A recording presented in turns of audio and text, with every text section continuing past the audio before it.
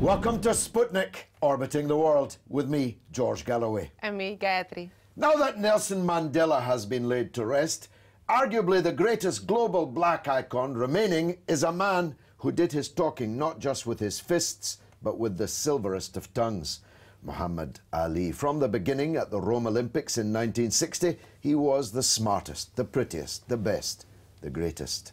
He could have been a contender for All-American hero status, but he was a man with inconvenient convictions. He announced he was a Muslim and that he had no quarrel with them Viet Cong. "No Vietnamese ever called me nigger," he said.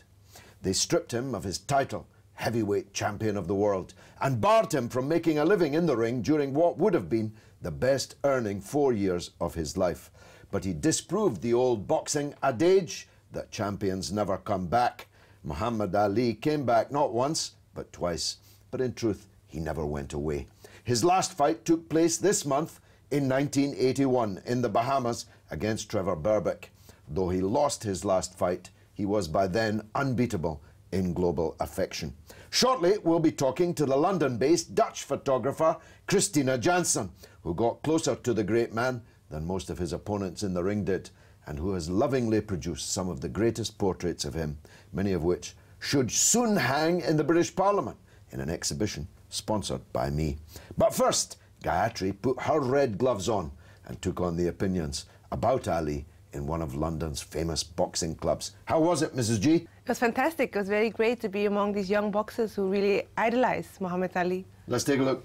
Wow, he did so many things for boxing and also for humanity, which is not about just a sport, but, you know, icon for everything. I mean, starting from the Vietnam War where he didn't go, and, you know, standing for the right of black people in America, and, you know, it's like, to me, the greatest.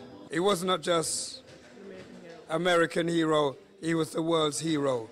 He was what we call international, or like the Jamaicans would use, or the West Indians would use, is an international, all over the world. When he had the style and but then the charisma and almost the image and the mythology of the man is really what I think kind of makes him so enduring, I would imagine. And they have things up on the walls and had his quotes. He was so intelligent and he was so ahead of his time, really.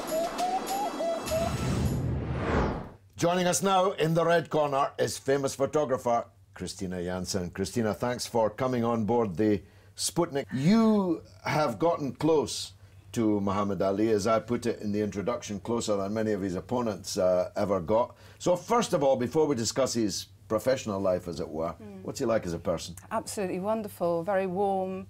He treats everyone around him the same as everyone else. So he doesn't. He did make that point in one of your pictures. I liked that. He said, "I'm a man who was humorous and who treated everyone right." And he did. The reason I got to meet him and got to photograph him is I was just basically employed as a photographer to take stills on a commercial that he was making for when he retired from boxing. For a while he had different businesses, and this was in Fulham Studios, 1986, believe it or not. Can't possibly be true. And so I got the call and I arrived, and he was sitting there on the sofa surrounded by lots of children who were completely enamoured with him, and he was doing magic tricks and making fun. And he made hankies appear from everywhere. And basically what I got from him is I found him to be like a big kid, really. That's what he was like. And they said, "Go and sit next to him." And I went, no, it's fine, it's fine. But within no time, I got to know him very well, and he just chatted away, and he told me his philosophy of life. Which has actually sort of kept me going all these years and had a major effect on me. That's the first noteworthy thing. I mean, no disrespect to boxers. I was a boxer. Yes. They're not normally known for having a philosophy of life. No. At least not most of them. What is his philosophy of life? Well, he has various different ones. The one he told me personally, and you don't see in all the books and so on, although it's well known, I think, is that he said, Christina, he said, if you reach for the moon, you might end up next door. But if you reach for the stars, you might get to the moon. And I think what he does for everybody is give them inspiration to be brave, to have a go, to believe in yourself. And nowadays that's quite hard to do, when everybody sort of seems to be trying to stop you to doing the things you want to do. Yeah. And I thought that was fantastic. So Do you find him a braggart? I mean, I myself like that quote. I saw it in your work. It's not bragging if you can back it up. Precisely. And also, you know, he said things like, if a person's not willing to take risks in life, you'll get nowhere. It's about just just keeping the faith. And my goodness, did he do that when he refused to go to war and was willing to go to prison, and all of the brave things he's done in his life. And the most magnificent example. Well, the level of sacrifice is underestimated by today's generation, because for the 4 years that he was banned from making a living as a boxer, at the absolute height of his physical boxing prowess, he would have made, in financial terms, a phenomenal amount of money. But he was ready to make that sacrifice. He could have joined the army, and he would have been given a job of going around for photo calls and celebrity showbiz appearances. He would never have actually been asked to fight the Vietnamese. But he refused because, as he put it, he had no quarrel with the Vietnamese. And I believe also it was his religion too that said that. But you know what he did during that period of time? He actually fed his brain. He read books upon books, and he went and lectured in different universities. He actually lectured, I've seen a piece at Harvard University. Really? So what he did in that time, he made the most of, and just as was very hungry about learning about the world, all politics, all religions. So this is why, you know, he comes out with his amazing... Well, his politics were, of course, influenced by Islam, but he had a very eclectic selection of sources. We have a wonderful picture of him with Malcolm X, Yes. But he broke, of course, with Malcolm. He broke with him. They were very, very close, very good friends, but they broke with each other after Malcolm X left the Nation of Islam. But didn't Ali regret that? Oh, he said that was the biggest mistake that he ever made in his life. Everybody makes mistakes. I mean, but you know, and the other one I think is that when he was boxing and he was, you know, showing off, and that whole game of, you know, trying to kind of have the mental sort of superiority over the other, and I think of once or twice he went a bit far, and he regrets that. But it was, you know, that was just the game to him. You'd have to have been there, yes. as I, unfortunately, because I'm rather older, was. Yeah. When he was taunting people, what's my name, what's my name, it was because they refused to use his name. Oh, they when he went from Cassius Clay to Muhammad Ali. they insisted on what he called his slave name, Cassius Marcellus Clay. Yes. And they refused to call him by his name, which was then Muhammad Ali. So, although it seemed cruel, I remember very well the Ernie Terrell fight, for example. He was constantly... He could have knocked Terrell down and won, but he kept him on his feet for 9 rounds so he could keep saying, what's my name? What's my name? I think that's amazing. He's just got a fantastic sense of humour. And everyone around him is you know, always... He filled the ring. Does he fill a room when you're with him? Yes. And you know how... And I don't say this lightly, but when I met him, he did have this very special aura around him, you know, and that... You don't meet many people that have that. I really am not surprised by that. I used to get up in the middle of the night, literally, because at that time satellite transmission, thanks to Sputnik, had only just begun. And my father, God rest his soul, would wake me up in the middle of the night to go downstairs and watch his fights. Here was a black fighter who was not only brilliant, mesmerizingly so in the ring, but who had so much to say for himself and so articulately.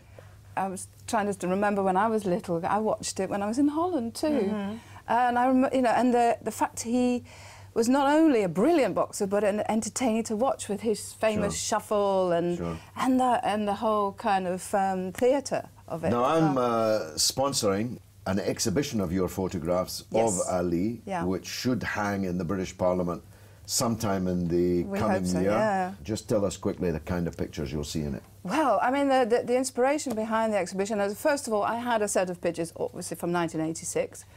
And I felt very protective about Ali at the time. There's been an awful lot of people wanting things from him. And for some reason, I put my pictures away in a drawer for 20 years.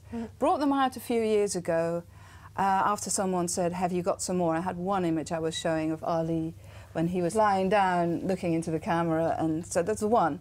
Brought the rest out. Then I heard that the Olympics was coming and it would be Ali's 70th birthday. And having known Ali, I thought, how, as a photographer, I mean, I'm a huge fan of the Don McCullers and photographers that go out and risk their lives and do something for this world. I can't do that, but I wanted to give something back to the world, and I'm a huge supporter of Amnesty International and so on as well.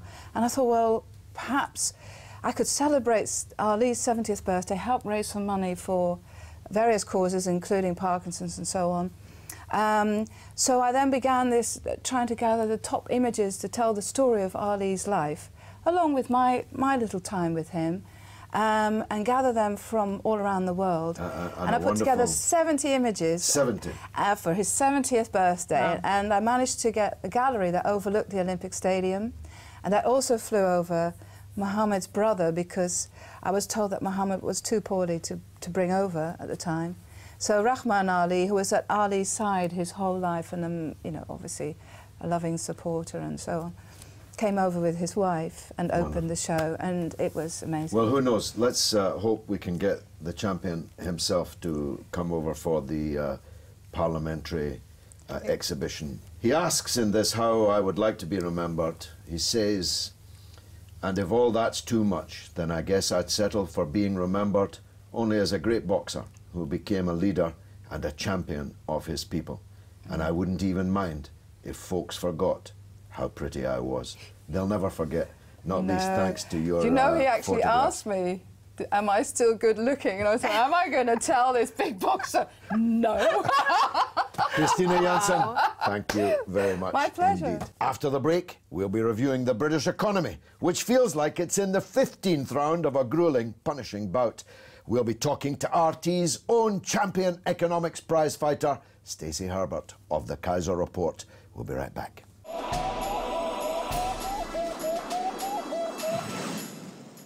Welcome back to Sputnik. British Chancellor of the Exchequer, Gideon Osborne, he calls himself George, though that is not his name, because Gideon sounds, well, just too posh, has turned out to be several years out in his forecast for balancing the British books, but his austerity blows have left a lot of blood on the British canvas.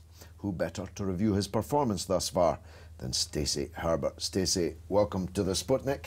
I make the point because if you listened to George Osborne, you'd think that we were, if not now swimming happily, gambolling in the green meadows, the Elysian fields of newfound prosperity, all based on less than 1% growth in the economy. But if you're actually in the world, in the country, you're still shivering. Well, it's not bragging if you can back it up, so somebody famous once said.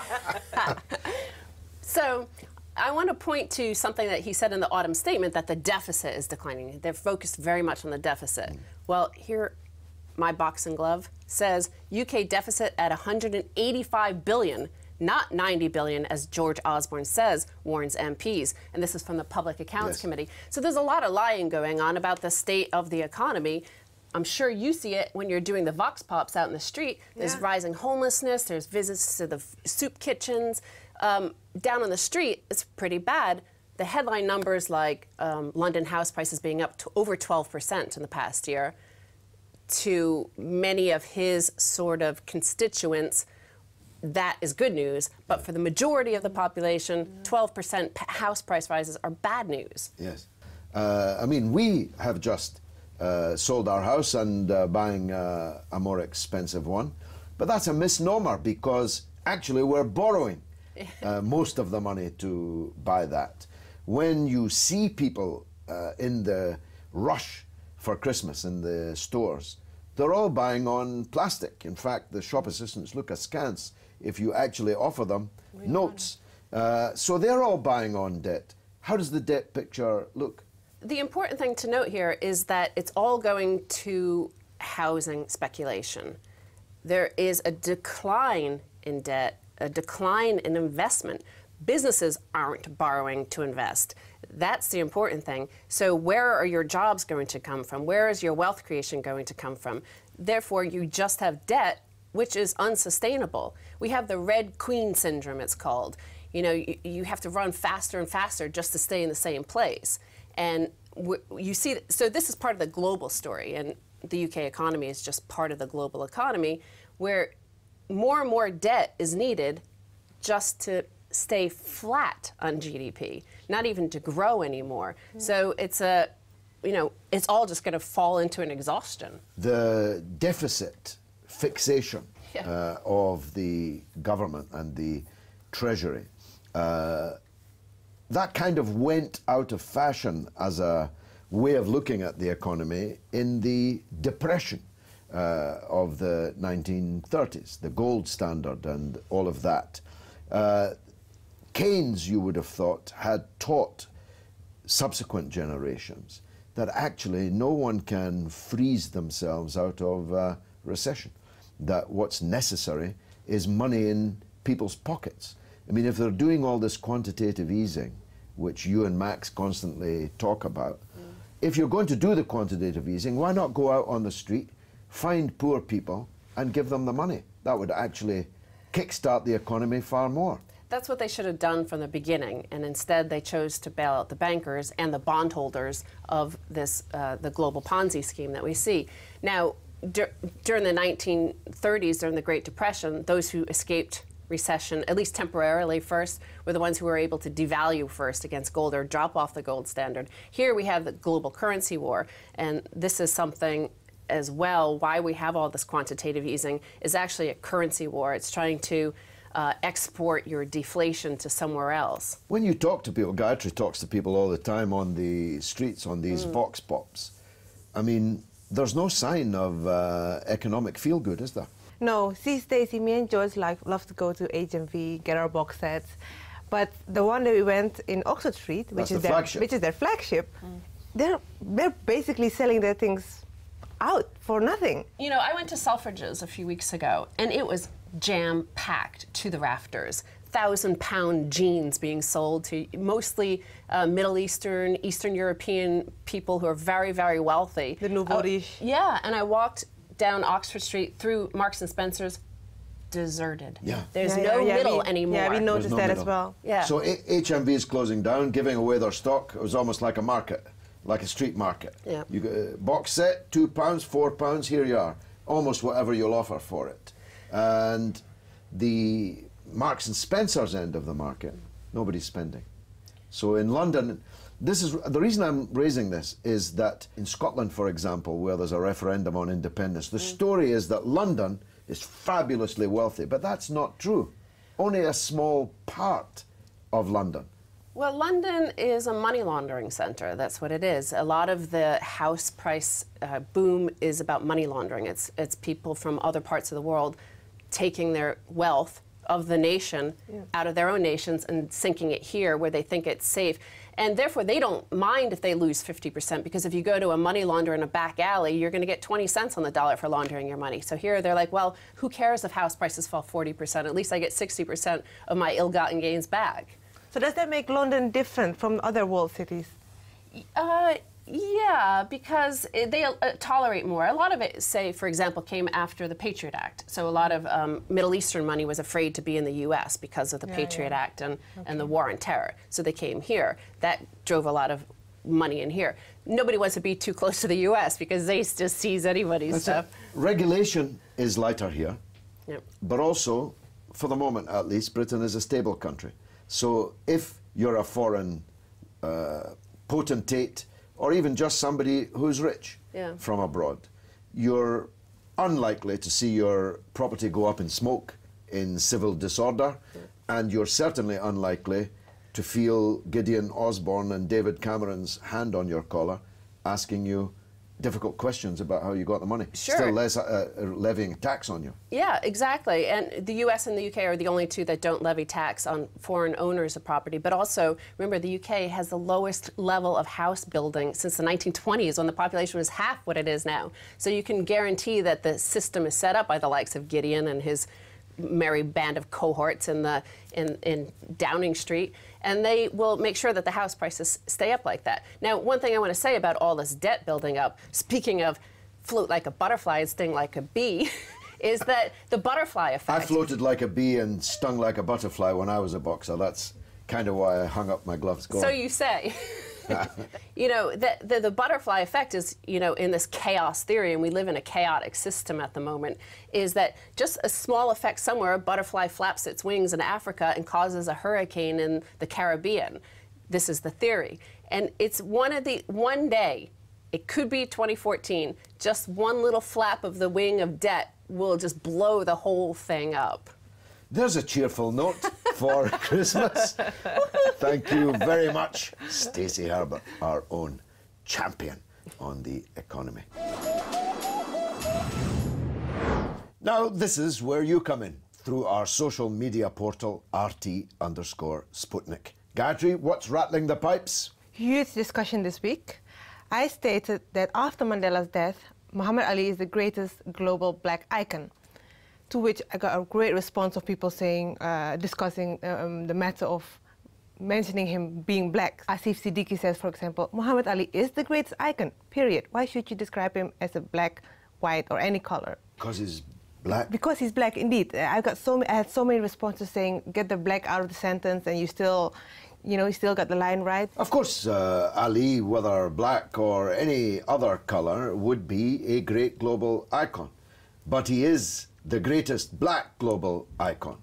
And black people need icons just like everybody else needs icons. I can't imagine that Ali would be in any way unhappy about that description. No, not at all. And this is just the political correctness. Political correctness, liberalism, don't get me started. Indeed, no PC for us. Anyway, there's also a lot of response on whether he was the greatest icon or not. Some people were suggesting MLK Jr., Spike Lee, Malcolm X. Of course, Malcolm X, but he's no more. Well, Malcolm is no more. Martin Luther King was, of course, a very great icon. He's no longer with us. In any case, his global recognition was never anything like Ali's. People have to shake themselves of the idea that global means Britain and America, or even Europe and America. Everybody in Africa, Asia, the Middle East, Europe, North America, South America, Australasia would know at a glance, at a picture, that's Muhammad Ali. He was the champion of the world. Phil Adamson says, the only other black icons in the mainstream culture now are NFL, NBA, or rappers, and Obama. None come close to Ali, though. He's right about that, but he's wrong about the idea that NBA or rappers classify as global. I don't know. He's talking about mainstream culture, so I agree in that sense. Nobody in Britain knows what NBA even means. They don't need to know what NBA is, but they know what NBA has. They know Dennis Rodman, they know Michael Jordan. You're wrong about that. Dennis Rodman's a friend of mine. I mean no disrespect to him, but if we took him in the street now, people would say, that's a remarkably tall man, but nobody would know who he was. But it's not about the sport, it's about the culture and the outreach they have. I mean, don't get me started on rappers. First of all, the negativity of the words in most of this rap music, if you want to call it that. No, I agree. Is the antithesis of both Mandela and Muhammad Ali. You and I can argue about that later. Go ahead. Well, and then there were some people who were arguing that he was indeed not at all a great icon. No, he was just boxing in a ring, they're saying, which is unbelievable. To which Mark Hebblewhite responds, he was also a big part in the breaking down of racial tensions in the USA. Who can say he did nothing? Even if he had only been 3 times the heavyweight champion of the world, never mind that it was taken away from him, never mind that he was effectively quarantined by the power in the United States for the 4 of his best fighting years, then he would be the great icon that we know him to be. But of course, he was very much more than that. People on Twitter who know that you were a boxer wanted to know whether you boxed like Ali, that is, float like a butterfly and sting like a bee. No, I floated like a bee and stung like a butterfly. No, I was more Rocky Balboa, I'm afraid. All right. I like to think I was Rocky Marciano, but I was kind of more Rocky Balboa, not least because I was a southpaw, leading with the right instead of the left. Okay, southpaw. Well, that's all the tweets we got time for. And all we've got time for on this week's show. It just remains for me to wish you and yours a very Merry Christmas. You can still tweet us during Christmas at RT_Sputnik. It's goodbye from me, Gayatri. And from me, George Galloway. It's been marvellous.